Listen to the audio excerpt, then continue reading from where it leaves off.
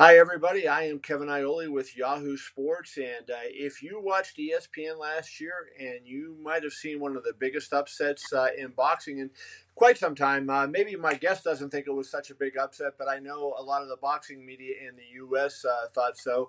Jeff Horn defeated Manny Pacquiao, became the WBO welterweight champion. And in Las Vegas on June 9th at the MGM, Jeff will defend his title against Terence Bud Crawford. How are you, Jeff? Good, thank you, Kevin. I appreciate you coming on with me. How often do people still talk to you about that win over Manny Pacquiao? Manny was such a big name in boxing. Do you still hear about that fight a lot? Oh, look, Manny Pacquiao is a massive name in the sport. He still is a legend, and people do keep talking to me about it all the time. What was it like for you? And we've seen this with a lot of Pacquiao opponents. People don't give them credit, don't give them a chance. Timothy Bradley heard that. He went on and won the fight. You came back. Was it difficult to hear, you're being knocked? You've never fought anybody of this ilk, blah, blah, blah, blah, blah. And it's almost like you were discounted, and so like it was a one-fighter promotion. Well, that was for the Pacquiao one? Yeah. Look, I feel like that was always going to happen, especially with a guy like Manny Pacquiao. I never expected my first world title chance, shot, whatever you want to call it, to be in Australia. I thought I had to go overseas to America or somewhere else to fight for it. So I was extremely grateful that he decided to do this world tour and to come over here. And I was like, well, I know what I've got inside me. I know I've got a big heart and big tank, and I'm a bigger guy than Pacquiao. And I was like, well, I'm gonna impress him on that day. The one thing that you impressed me with, I thought Pacquiao snuck it out, but it was a close fight, and I wasn't sure what Teddy Atlas was talking about. That was a little bit crazy at ringside, but it was a fight that clearly could have gone either way. But do you think Manny underestimated your size and physicality in the fight? Because it seemed like he really had a difficult time dealing with that.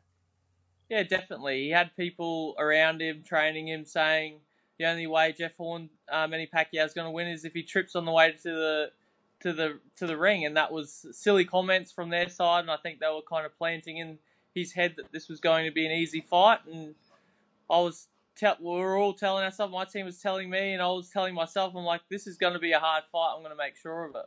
Right. Well, Jeff, here's the question that I guess people, and I want to get to the Crawford fight, but let's finish up on the Pacquiao fight first. When we look at your record and we see the only really recognizable name was Randall Bailey, and he clearly was past his prime when you fought him. Now, I know he was still a huge puncher, and he caught you on the chin, and I knew you had a chin when I saw that because you were pretty good with taking that punch. But do you understand how people question your ability to hang, given the fact that you didn't have the resume of high-end opponents, at least that were very well known in the U.S.? Yeah, I did. I understood that from the Americans that I hadn't fought any big name Americans that anyone would know of except for Randall Bailey, but he was a bit older but he still had his power. I felt that in the fight, that's for sure. But I've versed some quality guys. I've been matched up with top 15 opponents for a long time now, and I know some top 15 opponents can be not that great, but the guys I was getting matched up against were quite good, and there was a number of guys that I learnt a lot from. So, how different? Terence Crawford, you were supposed to fight in April. He injured his hand. Not sure the severity of the injury. What do you know about his injury? Was it a bad injury as far as you know, and were you disappointed he pulled out of the fight when he did? Look, we haven't heard anything about really what the injury is. I don't think if it was bad, I don't think they would want to share it, and if it was minor, I don't think they want to share that either because they don't want to make it out like they've stopped the fight for nothing. And from your standpoint now, is it true you were in a car accident recently? Yes, I was. Well, so what happened? I was just sitting at the lights and someone wasn't concentrating in a ute and just smashed into a car behind me, and they've gone into the back of me, and my neck's whiplashed back a little bit, but I was all right. I said I'd copped a few jabs harder than that anyway. Well, here's a question: when that happens to you, and sometimes injuries from accidents take a while to show up. I guess maybe for a professional athlete, a little different than the mere mortals among us, who a whiplash will really kind of affect you. But did you think of the fight right away, or were you just mad? Hey, this dude just hit my car. Oh no, I wasn't mad at all. I was just like, oh no, I was in shock to start with, but I got out just to kind of see how everyone was, and everyone seemed fine. He was a bit distraught and had his hands in his heads, and um, he wasn't kind of saying too much, and yeah, I'm pretty easygoing. I wasn't getting out angry at anyone or anything. When he walked out of the car, did he realize, hey, I just rear-ended a celebrity, and did he recognize you? No, he didn't even get out of his car. Most of the time, he just had his head buried in his hands on the steering wheel, kind of just in shock. So, yeah, I didn't really have too much to do with him. Okay, good. And now I see that shiner that you have there. I assume that did not come from your little collision in the car. What's been going on in your training camp down there? Oh, look, I'm sparring hard. I've got Ray Robinson jumping in, doing some quality rounds with me. He's got that crafty American style. I've got another guy jumping in the middle rounds just to freshen Ray up and to keep me on my game. So it's very difficult, and as you can see, I can't dodge them all. The key is being able to take them when you do get hit with them. Exactly. That's the question.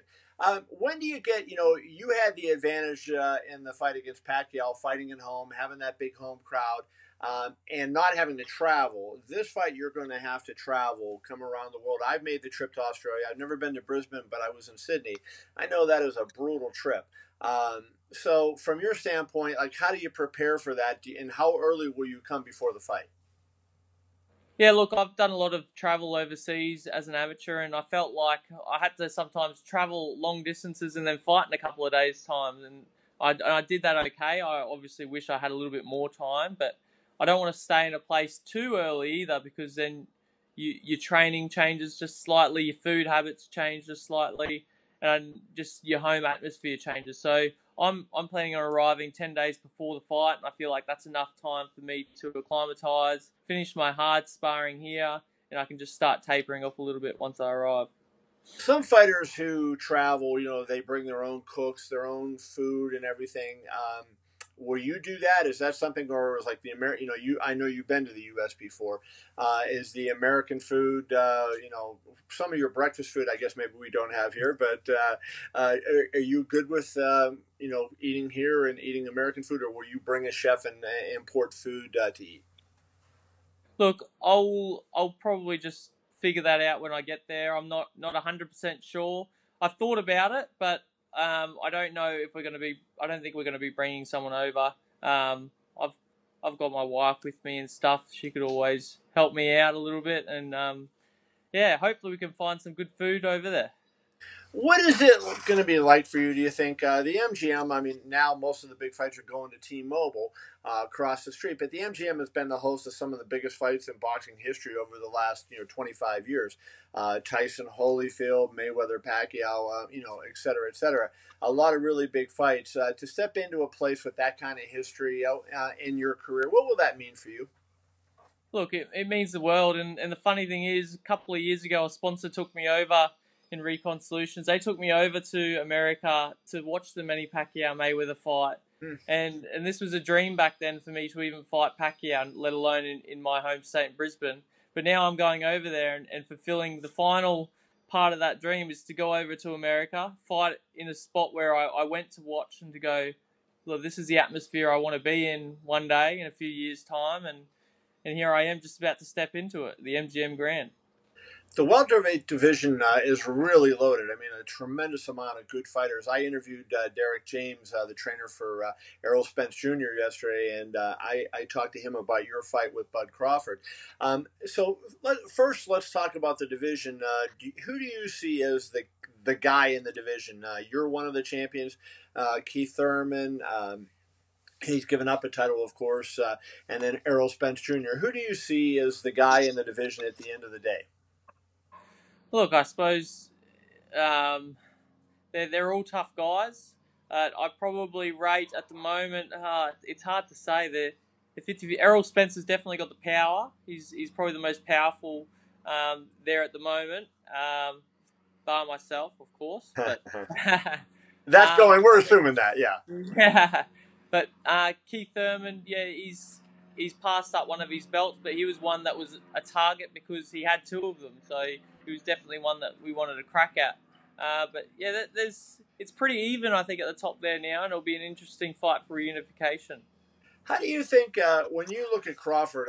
We don't know what he's going to be like as a welterweight, and certainly when we talked about a size advantage for you over Manny Pacquiao, you guys are what I have you at 5'9", him at 5'8", so relatively the same height. Terence has a 2-inch reach advantage, but he hasn't fought it this way before, and you have proven yourself. How much of a factor do you think size will be in this fight? Well, I think it will be a factor, especially if the fight goes into the later rounds. The heavier guy, which should be myself on the day, I presume, will be leaning on him more, and he just won't be used to that type of physicality in a fight scenario, and it might tire him, and he might not want to be in there too much longer.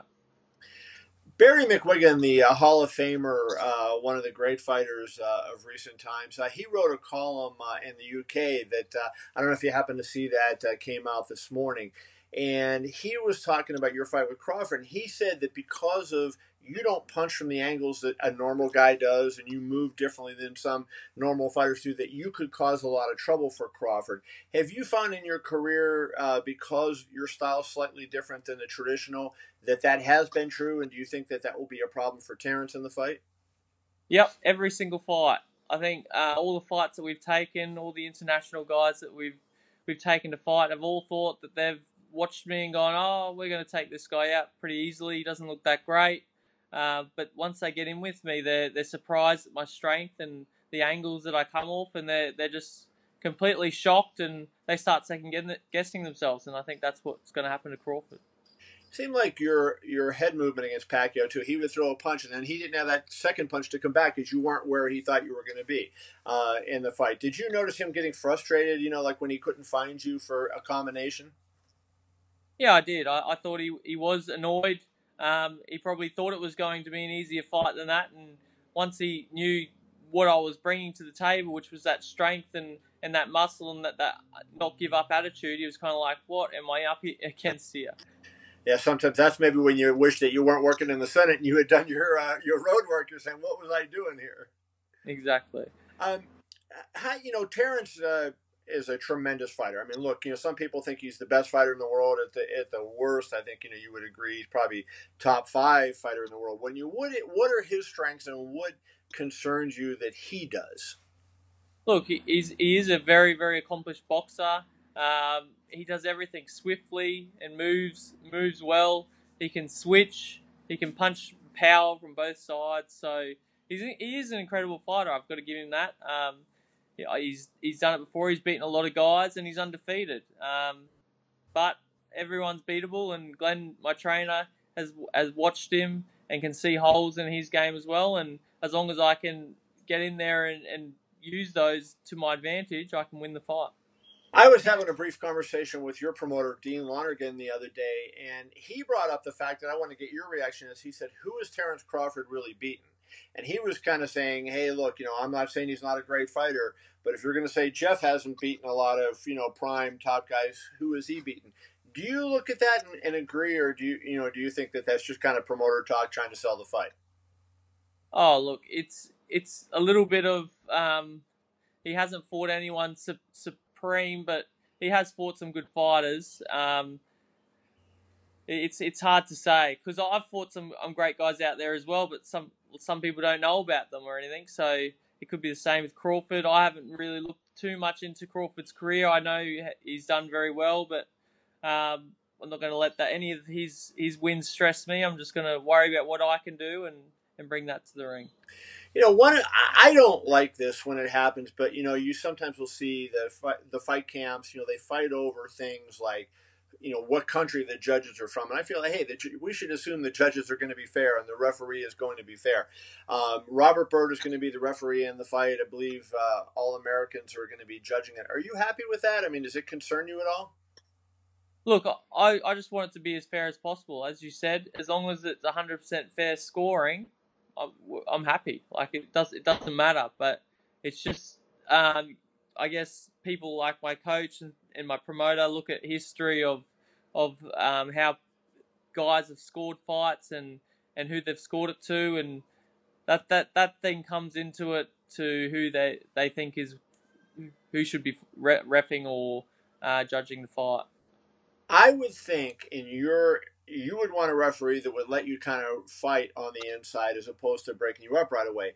My impression of Robert Byrd, who I think is a very fair guy and a very good referee, but he breaks it up a lot. He gets involved and breaks it up. Is that the kind of referee that concerns you? The guy that's going to get in there and say, "Okay, break," and not let you hang on the inside too much? Yeah, that would be a little bit frustrating. I think if it kept on breaking up just as soon as you get close, because it is a fight. I suppose you want to stand there. You don't want to have to break guys up and ruin their distance, which they might have tried hard to get in on. So if hopefully he kind of stays out of it, because I think that's one of the best referees and only get in there when they actually need to. And lastly, let's talk about this a minor controversy, and who knows what controversies come up. Fight camps come up with a lot of things the week of the fight at the rules meeting, but I'm hearing there might be a little bit of disagreement on the gloves, and specifically Reyes gloves that have horsehair in them. I know that your contract says that you have to wear gloves that are approved by the Nevada Athletic Commission. These horsehair Reyes gloves, Everlast gloves that have horsehair or have been approved. Do you personally, Jeff Warren, the champion, have a concern about what gloves Terence Crawford wears? Look, I would prefer obviously to wear the normal Everlast Power Lock gloves that I've been wearing, and I'd probably prefer him to be wearing something similar with the foam padding. But look, at the end of the day, as you said, it's in the contract. If he wears the horsehair gloves, he's going to be getting hit with horsehair gloves as well. Do you think, some people say, hey, you can take the horsehair and kind of move it a little bit and, kind of put some of the padding off, and so you're punching more with your bare hand. Do you buy into that? Do you think that's something that happens? Is it a possibility even when the glove gets used during the fight? Does it, does the padding move? Yeah, I do think it is a lot more movable, the horsehair in those gloves. And I feel like even when you press down on that glove, you can actually feel your knuckles through it. Whereas the other foam padded gloves, you can actually feel the foam padding, not the knuckles. So that's the difference. They are, even though they're the same weight, they're definitely not the same make.